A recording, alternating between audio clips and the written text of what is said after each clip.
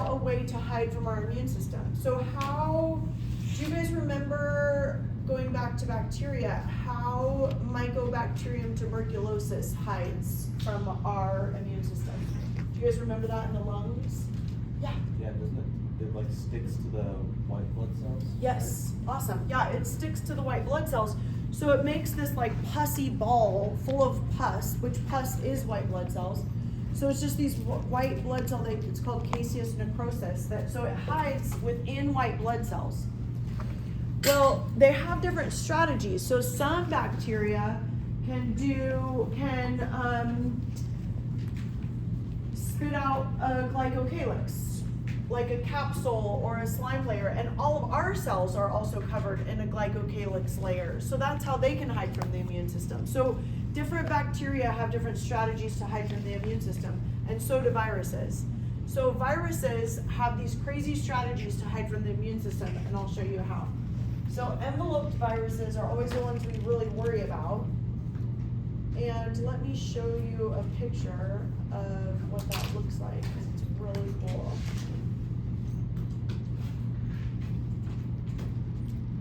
Oh, I don't have it on there yet, because I was going to do it for our last lecture. Let me pull that one up. Can a virus develop an envelope tied to the immune system, or is it only specific viruses that contain an envelope? It's only specific viruses. They're either enveloped always or never enveloped. Yes. Okay. Yeah, great. So I thought this was such a cool like computer model of what it would look like for a virus to come inside and outside of a human cell. So I'm going to talk to death about this, but I'll just introduce it now. We talked about it a tiny bit, but viruses are acellular. So viruses are acellular, meaning they do not contain a cell. They are not cells. Where bacterial cells are cells. Viruses, we call them acellular. They do not have a cell, or are they a cell? So they're obligate intracellular organisms, things. They have to live inside of human cells. So if anybody has COVID, it's inside of our cells. If anyone has HIV, it lives inside of a cell. Every single virus has to live inside of a cell and reproduce that way. And I'll show you why that happens. So what enveloped viruses are crazy good at is getting inside and outside of human cells. They have this method of getting in and getting out, which is crazy cool. I mean, cool from their perspective, scary from our perspective, right? So what this is a computer model of a virus. So here is its genome, and here's the capsids in here. And all the capsids are coming out of a human cell, or maybe going into a human cell. But this out here, does anybody recognize what that might be? What? Yeah, nice, good job. So that's a phospholipid bilayer right there.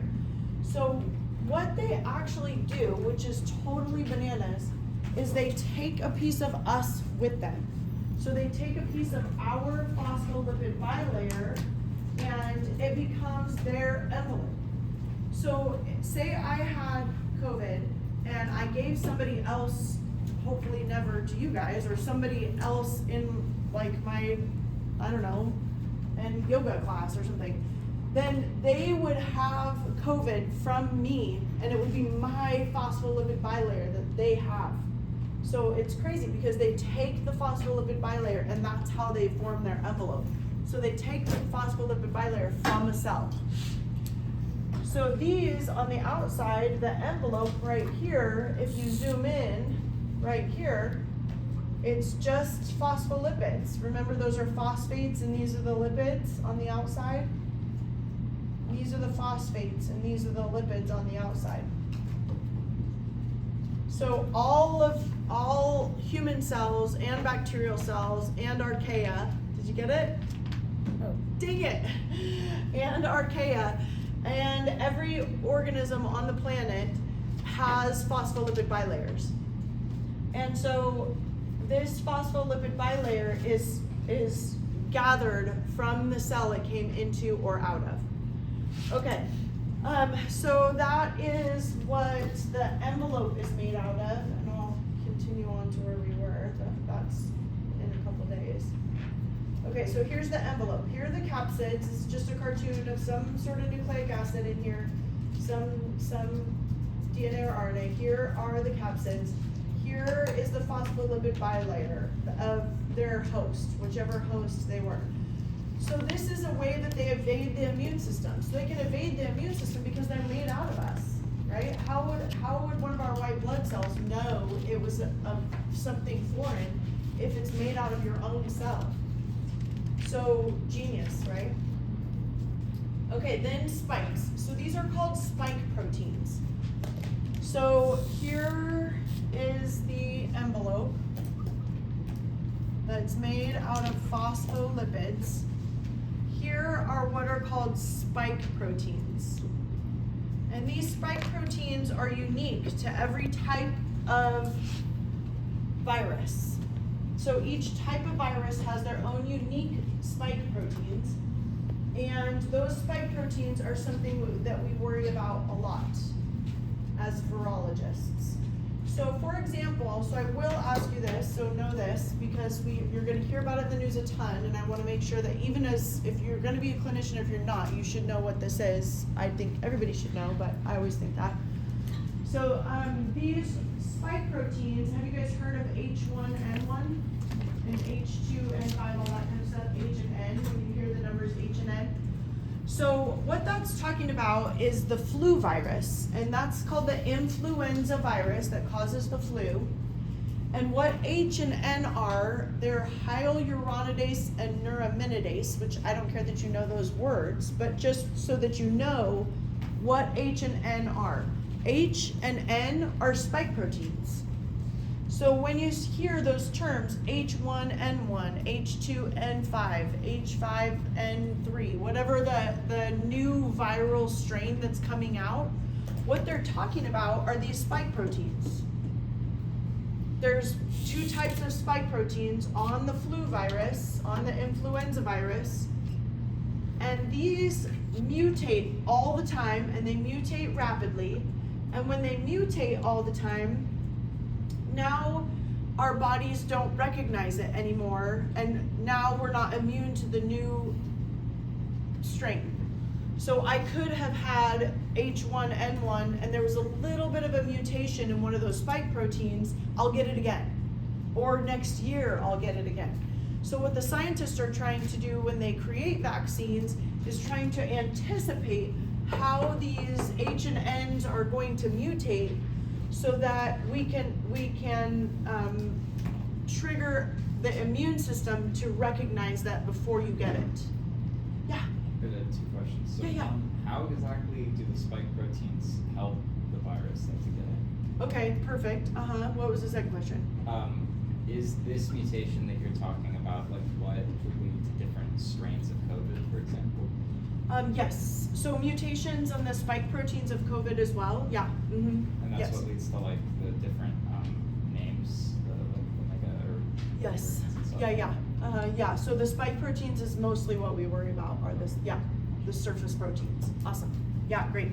Okay, so how does it help the virus? So this is a really good question, and I want you guys to think of one more question, because I already talked about the phospholipids and how those are beneficial. So try and think about, okay, the spike proteins, what's going on there? But how does this help the virus? So these are their little, what they are is like on a human cell. So let's draw like a human respiratory cell. So this is a human cell in the respiratory system. On these human cells, there are things called receptors. Have you guys heard of receptors before on cells? So this is basically what I did. I learned my whole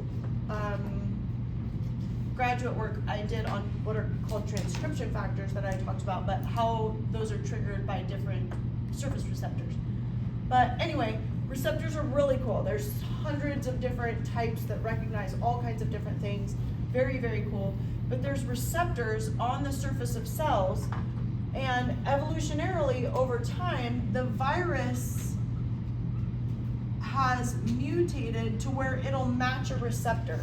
So the spike proteins now will be recognized by a receptor and trigger that cell to endocytose to let that virus in. So now that virus is on the inside, which I didn't really draw it correctly. I'll show you how to do it. But the what those spike proteins do is they're tissue tropic. They match their tissue type, and matching that tissue type. So, like SARS-CoV-2 that causes COVID, its tissue tropism is not an STI, right? It's not the urogenital tract. So the spike proteins match the respiratory cells so that the respiratory cell will now endocytose or pull in that virus, which is bad for us, right? We don't want it to pull in that virus. Did you have a question? Oh yeah. Okay. So everybody draw the 4 types of viruses. Try and draw it without looking.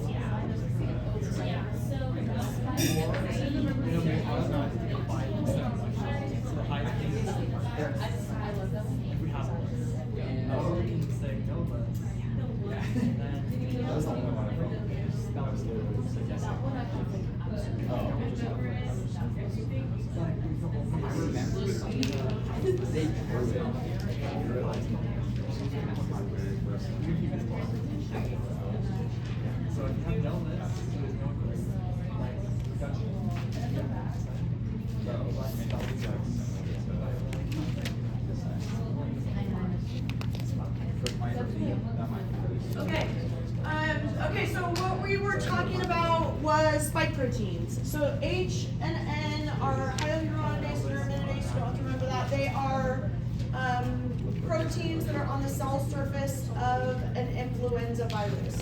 Okay, so the last question I was going to see if you guys would come up with it, but I know it's all kind of new. It's a little funky, but what were we talking about? So like what this spike protein is virally derived. So the virus itself, the genome of the virus codes for capsids and it codes for spike proteins, but it doesn't have to code for phospholipids. So what is the problem with spike proteins? Can anybody think about what the problem would be for a virus from a viral perspective? What would they be like, oh, I have these spike proteins, what's gonna happen, what's wrong? Our immune system might recognize them. Yes. They can only attach to certain tissues. Yes, they can only attach to certain tissues, and also the immune system is going to recognize them, right? So our own immune system is going to recognize those spike proteins because they're foreign. They wouldn't last a minute, right? Your body would recognize those. I mean, maybe give you something mild, maybe you wouldn't feel that good. But viruses, as we know, are crazy infective and very scary. So they have a method of hiding those spikes. So those spike proteins are virally derived. That means they're made from the virus itself. And they have a way of hiding. So their way of hiding is called glycosylation. So they're glycosylated. So what glycosylated means is they cover them in sugars.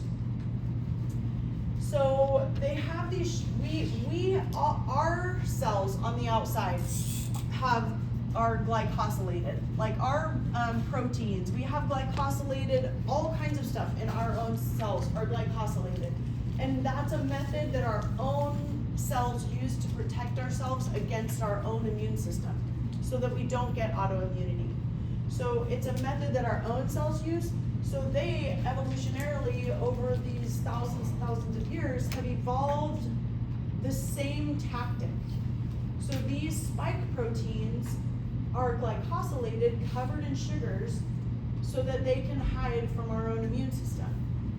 So the ones that are the most glycosylated are the evasion strong viruses. You don't have to know that chart or anything like that, I just thought it was interesting.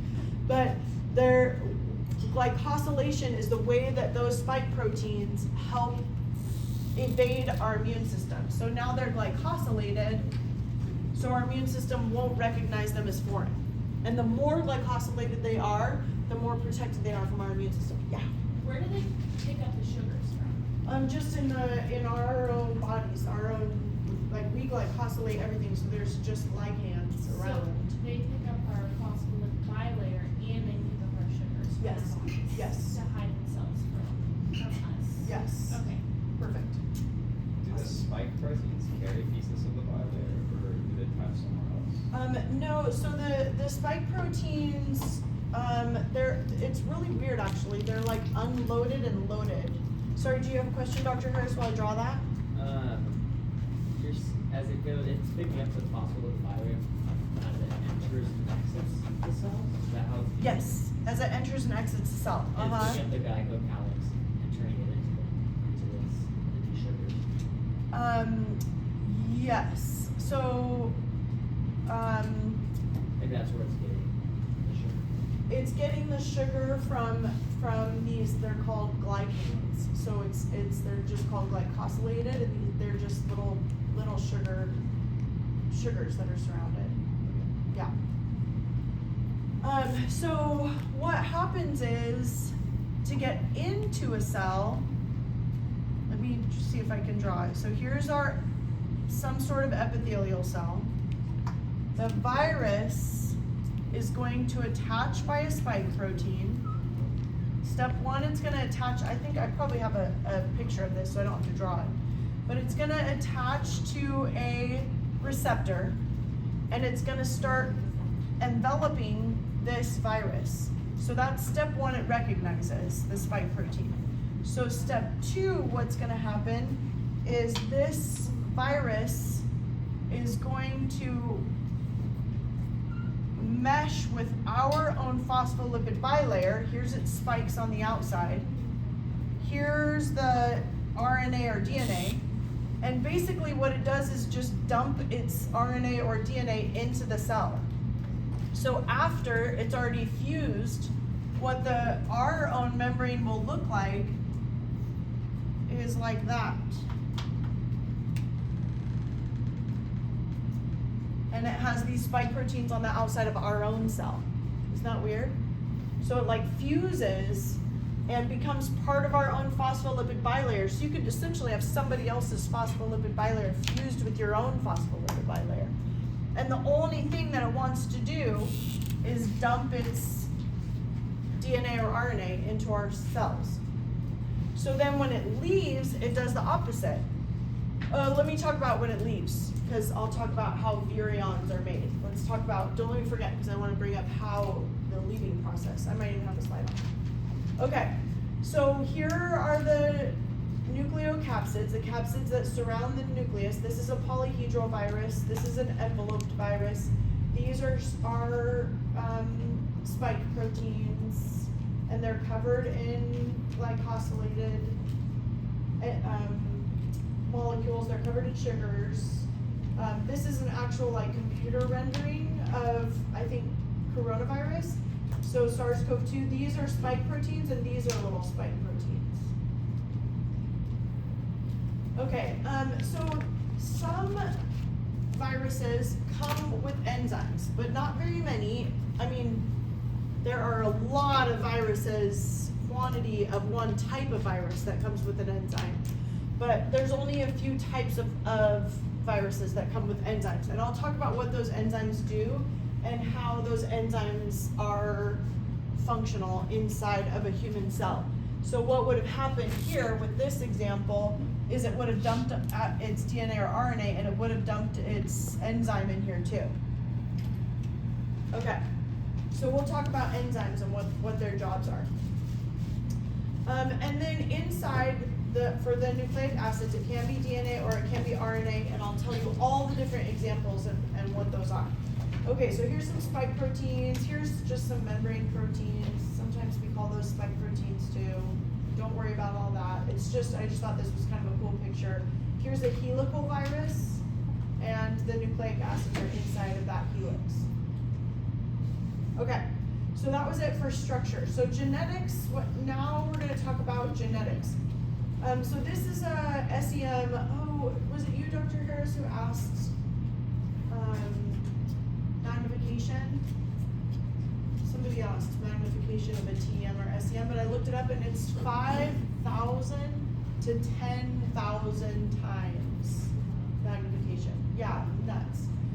So what you're doing at that point is you're not really looking at images, you're looking at a reflection of the images. So they're like, they shoot it with electrons, energy, and then you get an image back, like a computer image.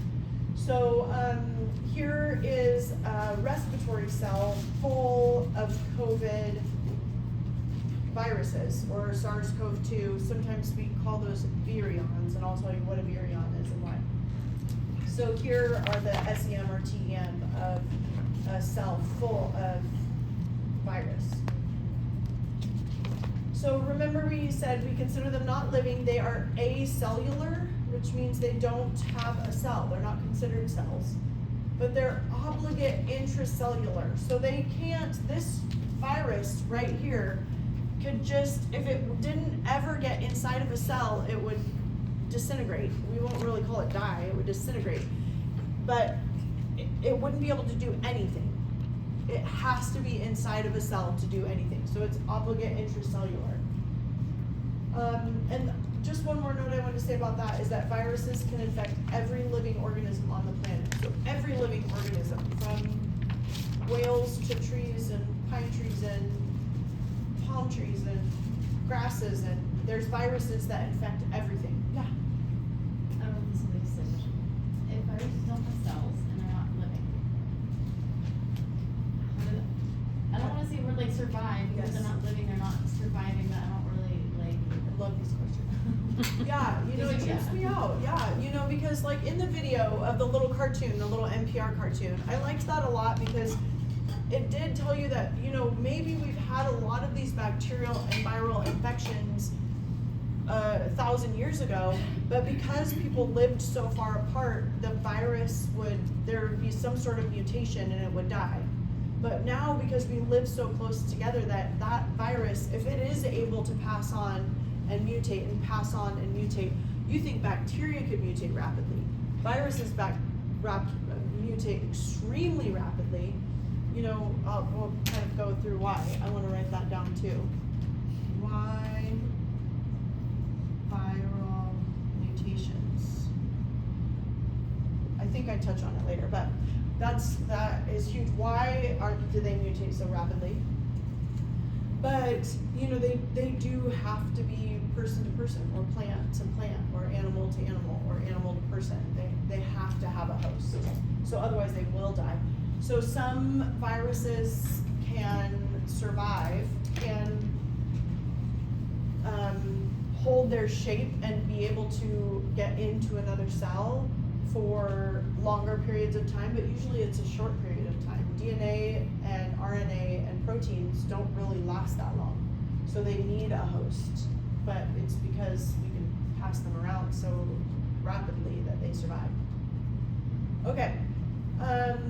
Oh, I love this. The emergence of complex life would not have been possible without viruses.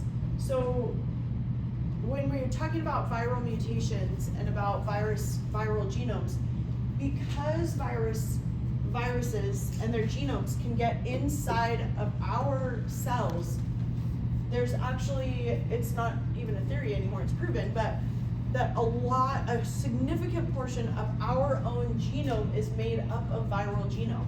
And that's how we became so diverse, and that's why we've had so many large mutations, and how we've had so much variety in our genomes was because of viruses.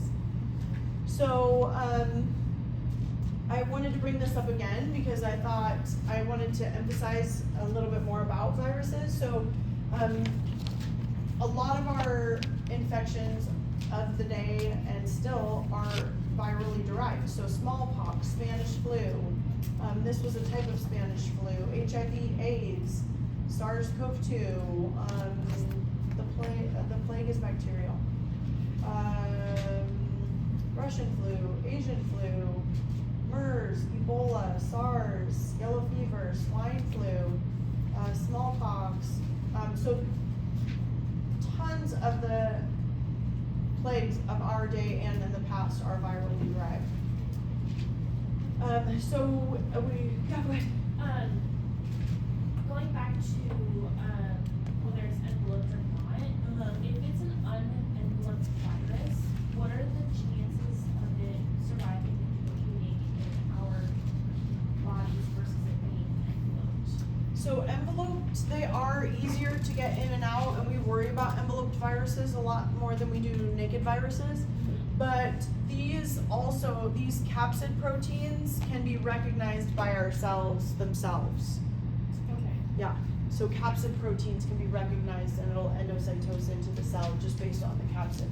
But because the capsids have to be the same, every single capsid protein has to be the same for it to hold its shape, then mutations that happen in those capsid proteins will make it fall apart. So we just worry about spike proteins more than we do, but naked viruses. So the capsids themselves are like receptors. Yes, can trigger receptors. Can trigger receptors. Yes. What would you call the Endocytosis. opposite receptor? It's, you don't wanna say antigen. I guess you would say antigen. Antigen? Yeah. Antigen to receptor? Antigen, Okay. so, yeah. Okay, so this is the human genome. Part of the human genome, 8%, I think, and maybe more, is virally derived from our own genome. 8% of our genome was from viruses at one point. Viral fossils, I love that term, viral fossils in our DNA. So we have these fossils from millions, if not billions of years of, so we've evolved from viruses. Okay, so let's get into the meat of DNA versus RNA and what's going on inside. I think this will help answer some questions too, because when you see what's going on with the genetics, you're understanding like what the point is. What is that virus's job? What is that virus meant to do? So when we talk about classifications, we're going to talk about this guy. You don't have to memorize who this is. He's not one of our historians that we're going to remember, but I think he's a super cool dude. But this is David Baltimore. He currently works at, I don't think it's Berkeley anymore. I think he worked at Berkeley. Now he works at, my brain's spacing. Not USC. I forget. I'll have to look where he works now. But he won the Nobel Prize for his work with viruses, and he came up with these classifications. So this is not how everyone classifies viruses. This is kind of like a newer thing of how we classify viruses based on their genome. But I thought it was a very beautiful way that it's done, and also it helps us to review DNA, RNA, transcription, translation, replication. It helps us to go back over all those things. So we do the Baltimore classifications. That's what they're called, Baltimore classifications. So here are the different types. So before you freak out, I'm not gonna have you memorize all these, but the way I ask questions about Baltimore classifications is it helps us to know replication, transcription, translation a little better. So it kind of gives us like, we understand what the point is. And then also we understand the couple little exceptions that make viruses special. So what it's showing you here are the different classes. So there's 7 classes of viruses according to Dr. Baltimore. And this is the genome that's inside of the virus. Sorry, somebody has my clicker and I forgot to get it back. And also I hurt my neck in yoga yesterday, so I'm like trying really hard to be as still as I can. But at the same time, I'm stuck here. Okay, so there's viruses that have double-stranded DNA. That seems normal, right? That's what we have, that's what bacteria have, that's what archaea have, that's what sea cucumbers and water snakes and trees and bushes and branches and grasses and everything has double-stranded DNA, except for viruses. So some types of viruses have double-stranded DNA. Some have single-stranded DNA. That's super weird, right? DNA doesn't really come single-stranded, but in viruses, they can have a single-stranded DNA. They can have double-stranded RNA. Super weird, right? They have double-stranded RNA. So they have 2 strands of RNA that are wrapped in a double helix, just like our DNA. They have a positive sense single-stranded RNA, which I'll tell you what that means. That's traditional RNA. Traditional RNA goes from one side to there's called a cap and a tail. There's like a head and a tail of RNA according to its order. So the way we make RNA is positive sense, but also there's a negative sense. So basically what it's doing is making the anti-parallel copy. So it's making a single copy, then making the anti-parallel copy of that. And then some have the anti-parallel copy, and then they make the original copy. Yeah. And those aren't considered double-stranded RNA because they separate, or? Yeah, because they separate. Okay. Yes. And then some have single-stranded RNA with something called reverse transcriptase. That's what the RT stands for, and I'll tell you what that is and what it does. And then some are double-stranded DNA with a reverse transcriptase. So we'll talk about what all those things are and what they do. So basically what we're looking at is how we go from DNA to RNA. But there's one thing that we're forgetting when we talk about what the function of DNA is. The function of DNA is to make what? Proteins. Proteins. So we need to make proteins. But I put this little, I don't know if this helps you in your mind, but in our own cells, our DNA has to make RNA to make proteins just to make our bodies survive and do what they do. But don't forget, we also, cells in our body have to reproduce. So here's the reproduction. They have to reproduce. They have to there's 2 human goals. One is to reproduce, maybe not everybody individually, but as a species, is to reproduce. Another goal is to survive. So here's my little person eating, here's my little person reproducing. You have to function and you have to reproduce. Those are our 2 main goals. So here's the function of DNA, and then DNA has to reproduce to be able to make new cells and go off and replicate. We have to be able to replicate, right? We lose tens of thousands of skin cells per day. And to be able to not waste away into nothing, we have to make new ones always. So DNA has to be able to make more DNA. DNA has to be able to make RNA and proteins because that's the main point. It has to be able to function. Okay, so let's talk about what our enzymes are as a review. So this is a good review. Wake up, lots of oxygen, remembering our enzymes. What are our enzymes? What is our enzyme that goes from DNA to DNA? Polymerase 3. What is it? Polymerase 3. DNA polymerase 3. Okay, DNA polymerase 3. What is the enzyme that goes from DNA to RNA? RNA polymerase. RNA polymerase. That's okay, just practice. So from RNA to proteins, what's the enzyme? Ribosomes. Okay. So there's the 3 enzymes that are in our cells, in bacteria. Well, let's just talk about bacterial cells for a minute. But bacterial cells, you have DNA polymerase 3, you have RNA polymerase, and you have ribosomes. that make proteins. Those are our main enzymes that we learned about when we talked about bacteria. Let's not say 3 for right now, because now I'm just gonna freak out. Let's just say DNA polymerase. Okay, so DNA polymerase makes DNA, RNA polymerase makes RNA, ribosomes make proteins. Okay, so let's talk about what a class 1 virus does. So some examples are herpes virus, pox virus, adenovirus, papillomavirus. So maybe you haven't heard of all of those, but herpes virus we've heard of, human papillomavirus, I don't know if you've heard of adenovirus, but I'll give you some examples. Okay, so this is what we call the central dogma. So the central dogma was coined, I think it was coined by Watson and Crick, the 2 guys that I talked about when we talked about Watson and Crick base pairs. So they're the ones that figured out, well, it was along with Rosalind Franklin, but figured out the DNA double helix.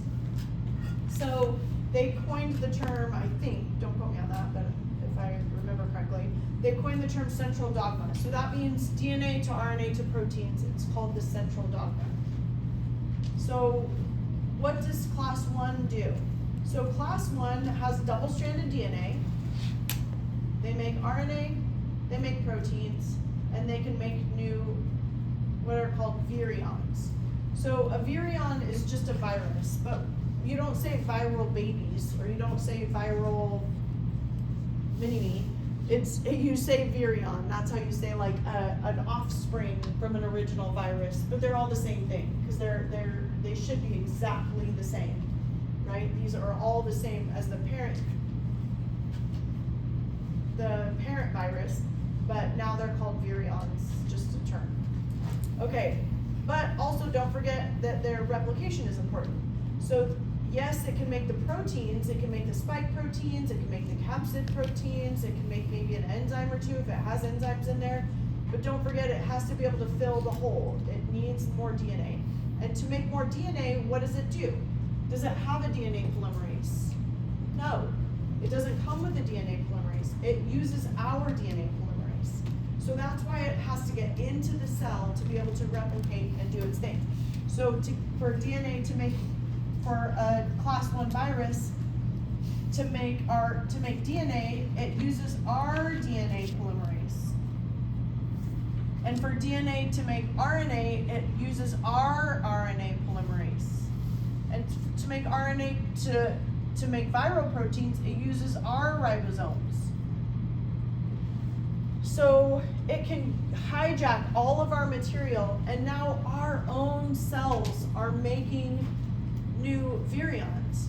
So when you saw that electron micrograph of a cell, of a respiratory cell full of virions, what it was the parent cell, the epithelial cell, replicating of the viral genome. So our own cell killed itself basically, because all of our enzymes just copied that viral genome so much that now it's full of virions. Now our own cells made all those virions, and now it's a cell that's infected. Okay, so that's traditional central dogma. DNA, RNA, proteins, you have to make a copy of DNA to fill the hole. Now you have new virions. So how class 3 viruses replicate? So they have double-stranded RNA. Super weird, right? Well, what will happen is that the double-stranded RNA now has to go from double-stranded to single-stranded, which the helicase will actually break up the double-stranded RNA thinking it's double-stranded DNA. Is that our helicase? Our helicase, yes. We'll break it up. So now it's got RNA. So let's talk about that. Okay. So it comes in with RNA into our cells. So what happens is that RNA now can use our ribosomes. Does this have to go through class 1 before? That's a really good question. So each class is its own type of virus. So it's if it's a class 1 virus, that's what it always does. It has that genome, it always uses our machinery, and that's how it it creates virions, depending on the type of virus. So How like, can it start with RNA? how can it start with RNA? Yeah, that's a really good question. So it comes with RNA on the inside. So here, it's just RNA. So when it unloads into the cell, like I did the picture before, when it unloads into the cell, then what it's unloading is just RNA. Double-stranded RNA in this case. So it's gonna unload double-stranded RNA, which is super weird. So what happens is, now the RNA is gonna meet up with ribosomes, it'll split up, and it can meet up with ribosomes and make viral proteins. So our ribosomes are taking over. But how does the RNA get into the new virions? Because we don't have anything that replicates RNA, right? RNA is not replicated in our cells. RNA comes from DNA. Does that make sense? Yeah, so RNA is not replicated. How would they replicate to fill the holes? What are they gonna put inside these capsids if you can't make more RNA? We have nothing that makes more RNA unless you have DNA. So what happens is they come with their own enzyme called a replicase. Oh, I'm gonna do this in red. So within their RNA, they can make a protein using our ribosomes and then make the replicase to make their RNA. Yes, yes. Wow. So on that RNA code will be the code for replicase enzymes and spike proteins and whatever else it means. Is it a 1-to-1 ratio, or one virus is going into one cell? One virus can get into one cell, but then it will make thousands. It can make thousands, yes. Or only has one RNA strand, so we can put Into each. Well, you know, some have multiple strands of RNA. They're weird. It's just double-stranded is how they do it. Yeah, so they could have more. I'm not 100% sure about each. I think each individual one, sometimes they have more than one. Yeah, good question. Okay, so you have the double-stranded DNA, it'll go from RNA to protein. That's not a problem because we already have ribosomes, but the problem is making more RNA. So making more RNA, you'd have to have a new enzyme. This is a bacterial enzyme because I put it in red. This is a human enzyme because it's in blue. We have human enzymes called ribosomes and bacterial enzymes, that's called a replicase. Do you mean viral? Oh yes, what did I say? Okay. What did I say, Say bacterial? bacterial. Oh gosh, yeah, don't let me do that. Don't let me do that. I'm gonna confuse everybody. This is a viral enzyme, yeah. That's called replicase. Replicase replicates RNA from RNA. And that can only happen in viruses. Only happen in viruses. And Yes. that just comes with the, like ours, kind of like just the RNA just came with it. Yeah, so the RNA came with it. The replicase came with it. And also, this does code for replicase, so that you have more replicase enzymes. If they have replicase, sorry, I don't know if she was answering that. If they have replicase enzymes, why don't they replicate themselves, like without our DNA? It can't. They don't have ATP. Like enzymes need ATP. Yeah, that kind of thing. Yeah. So, referencing this diagram here on the board, it comes in with double-stranded RNA, and how does it get to the single-stranded? Is that using our helicase? Yes. Yeah. So. Okay. Yeah. And then once it's single-stranded, then it uses our ribosomes to make its proteins? Yes. So, our ribosomes. And then to get from the single-stranded RNA to the double-stranded RNA, it's using its replicase. It's using its own replicase. Okay. Yes. Great. Okay, so now to throw you guys for a real loop, let's talk about class 6. So class 6 viruses come with an RNA, one strand of RNA. But this single strand of RNA, so it can use our human ribosomes, not a problem to make protein. But these viruses come with another special enzyme. And this special enzyme is called reverse transcriptase. And I love scientists. Oh yes, oh thank you so much. Yes. That should be red. That is viral.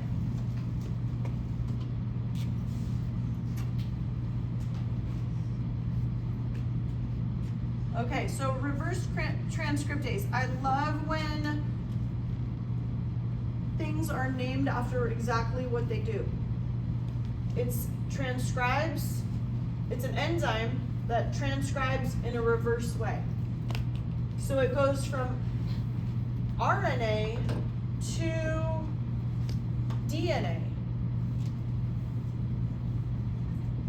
This is viral DNA, but it didn't come with viral DNA. It made viral DNA with this enzyme once it was already inside of our cells. And that's double-stranded DNA? So double-stranded normal DNA now. So reverse transcriptase, now it makes viral DNA, now it can make all the viral RNA at once, and now it can make it still uses our ribosomes to make all its proteins. But reverse transcriptase is a really cool enzyme actually that we use in the lab. We've isolated the reverse transcriptase enzyme and we use it in the lab regularly because say your patient has Huntington's disease and you're not sure how long your patient is, Huntington's disease, it affects every generation younger and younger and younger. So there's some sort of genetic mutation in your patient and you're wondering how long your patient has or how significant is this genetic mutation. Well, you can look at how much protein that your patient is making and what you can do is you can look at the protein itself and reverse engineer a strand of DNA with use of reverse transcriptase. So now you have the genome and you can compare a healthy genome to an unhealthy genome of that specific patient based on using that enzyme, using that reverse transcriptase enzyme. So they use that a lot in the lab. Very cool. So, quick question. And scary. So sorry. Yeah. No, Is that, any would question? two actually. The first one is the reverse transcriptase, comes from the RNA, right? It's an enzyme that's made, or is it just comes with it separately? Because I know that some envelopes contain enzymes already. Yeah, sometimes they come with them and sometimes they're just code for them. It depends on what you're talking about. So it depends on, there's a couple different viruses that are reverse transcriptase viruses, so I'm not 100% sure. So it could be either or. Yeah, Okay. it could be either or. And then when you do the reverse transcriptase, does that turn it into a class 1 then? Because now it has the DNA and it can go act as a class 1 in another No. cell. No, because a class 1, that's like us labeling Staphylococcus aureus versus Escherichia coli. They're two separate organisms. Okay. So class 1 organisms come with DNA in their capsids. Class 6 viruses come with RNA in their capsids. Okay, so even though it now has a DNA when it's spitting them out, right, into yeah. other cells, it's gonna do the same with just RNA. So It'll it's take the RNA with it and leave the DNA. so Yeah, the DNA great stays question. in our cells. Yeah, great question. I don't really know what the repercussions of that are, but yeah, that's a really good question. Okay. Okay, so one thing, I think I messed this up because this should go RNA to DNA, DNA to RNA, RNA goes inside. Oh no, that kind of makes sense. Okay, so I'm just going to throw this out there and kind of flip you on your ear a little bit. So, and when you talk about bacterial enzymes, we talked about DNA polymerase 3. DNA polymerase 3 makes DNA from DNA. So that's called a DNA dependent DNA polymerase. So it's the enzyme is a DNA polymerase, but it has to hook on to DNA itself. Where an RNA polymerase is a polymerase that hooks onto DNA and creates RNA. So that's what those terms mean. Where if you talked about reverse transcriptase, it's an RNA dependent DNA polymerase. So it polymerizes DNA from RNA. And then replicase is an RNA dependent RNA polymerase. So see how those are different. They hook onto RNA and synthesizes RNA. So that's sometimes that terminology is how that's used. Okay, so let's get through the mutation part and we'll continue there on Thursday. So mutations, and just remember, the one thing I want you to remember off of this section, this is what I wanted to talk about when we talked about why viral mutation. Can anybody guess why viral mutations are way more frequent? Because what? They do, yes, they divide extremely rapidly. That is a reason for sure. Anybody think of why? This is like a candy bar wording. It's a tough one. So, I'm assuming it has to do with mutations. I'm sorry, what? Mutations. Yeah, so why are the mutations so significant in viruses? They hide We can't recognize them. We don't do anything. We can't, they evade the immune system so they can replicate more rapidly. They can replicate more frequently. There's something in there. It's a tough one. It's because I'm asking the question in a weird way. Because they're using our DNA. So that is a really, really good point. So they are using our machinery. So when they're using our machinery, what is going on comparing this one that's using our machinery that replicates? Are they using our DNA polymerase 1? Yeah. Are they or not? So if it's a DNA virus, they can use our DNA polymerase 1 To correct it. to proofread and repair. So DNA, you can use that DNA polymerase 1 to proofread and repair. But there is no RNA polymerase 1. There is no RNA proofreader. There's mutations in RNA all the time. And mutations in RNA we don't really care about because it makes one protein. And you're like, well, that one protein's broken. It's okay. Our body will degrade it. It'll go away. But when that RNA is wrong, it's not that big of a deal. But when that RNA is wrong in a virus and that RNA is replicated, then that virus will replicate, and mutations can spread like wildfire because there is no proofreading in an RNA genome. And it's hard for proofreaders also to proofread viruses anyway. Okay, so generally speaking, DNA viruses have a lower mutation rate than RNA viruses. So broadly speaking, that's why you get one vaccination for DNA viruses and multiple for RNA viruses such as influenza. We have to get the influenza every year. We don't have to get some of the vaccines that we've gotten from when we were children every single year. And this isn't always, and it's not a hard and fast rule. It's not always the way it works, but generally speaking, DNA viruses have a lower mutation rate than RNA viruses. So that's just broad. Yeah. So just to make that clear, so viruses can mutate faster due to using our DNA polymerase 1 for proofreading? Yes. Is that Because they use our the proofreader. reason or That is the reason. Yes. Yes. Great question. Yeah, that is because.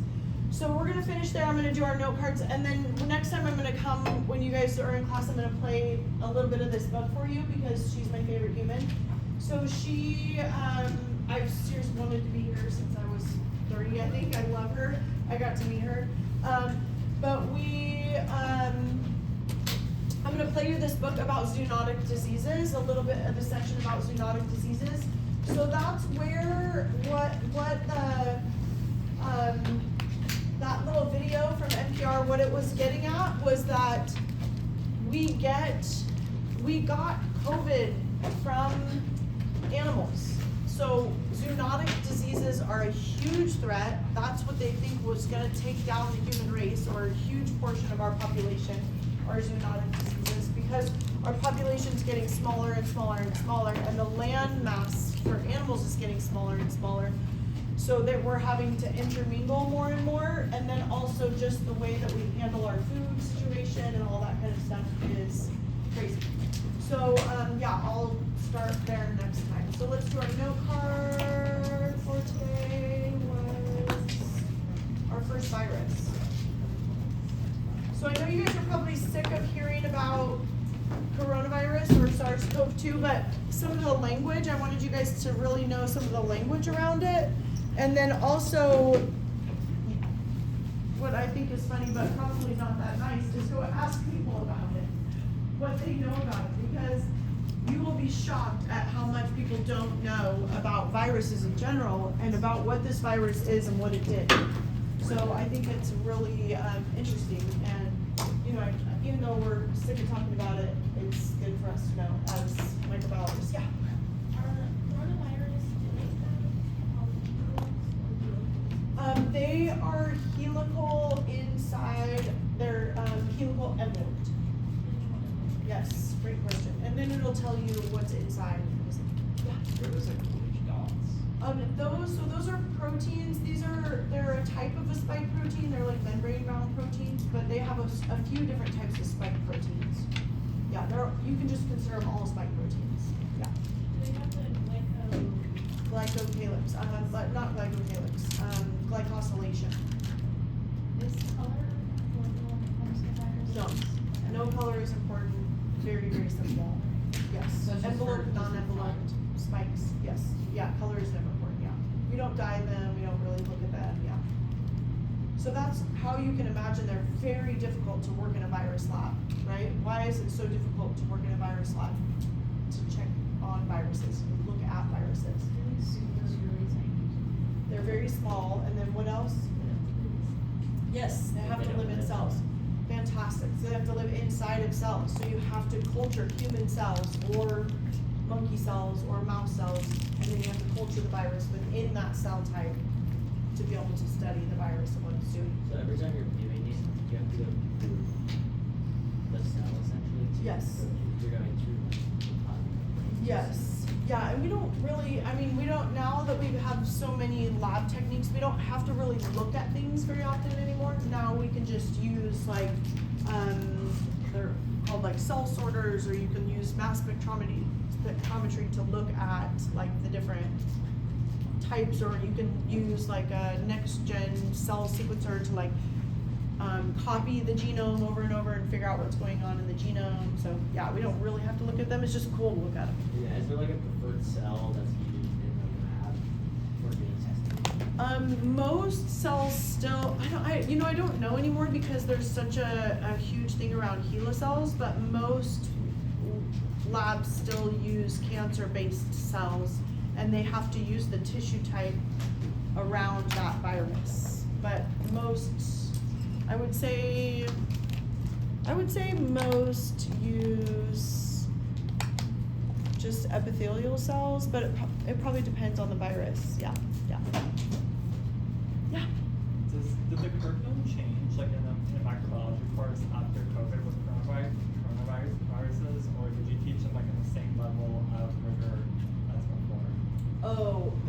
Well, me personally, I haven't been working since before COVID, but my microbiology class, I think to me, it made microbiology more interesting, and more pertinent, because people, like I was telling you guys at the beginning, like I was listening to those lectures from Duke University, and he spends half of the lectures emphasizing how important, which I do too, because I think it's cool, but how important, and that's all these videos that I'm gonna show you guys of like, everybody assumed like there was going to be a big problem, but there wasn't ever. And like, how many times are you infected with the virus? Like, maybe people get the flu here and there, maybe people get like a stomach flu, maybe somebody will get something here and there, but they're not, you know, it doesn't affect our lives to the same impact that COVID did, so, yeah.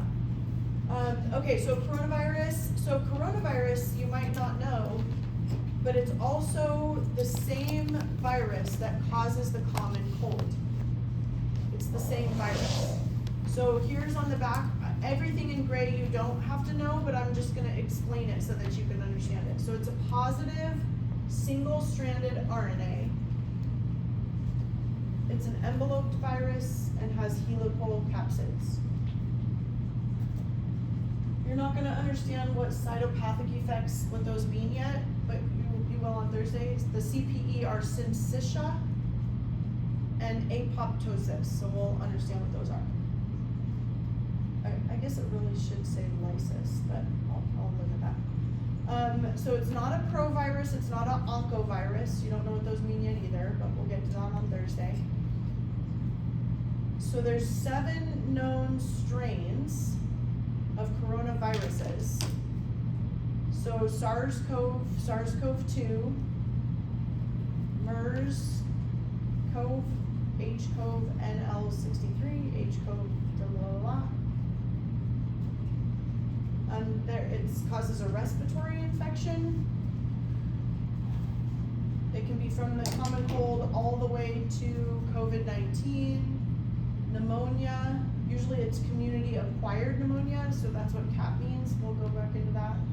Pharyngitis, so any kind of infection in the pharynx, in the nasopharynx.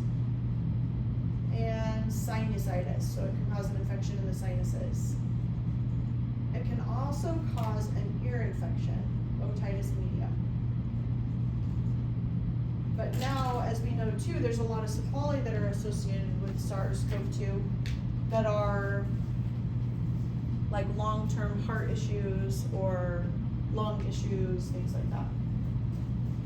Symptoms: fever, anosmia, not being able to smell or taste. It can cause acute respiratory distress syndrome or ARDS, and can also lead to viral sepsis, but that's extremely rare. You'll know what all that stuff means as we go along.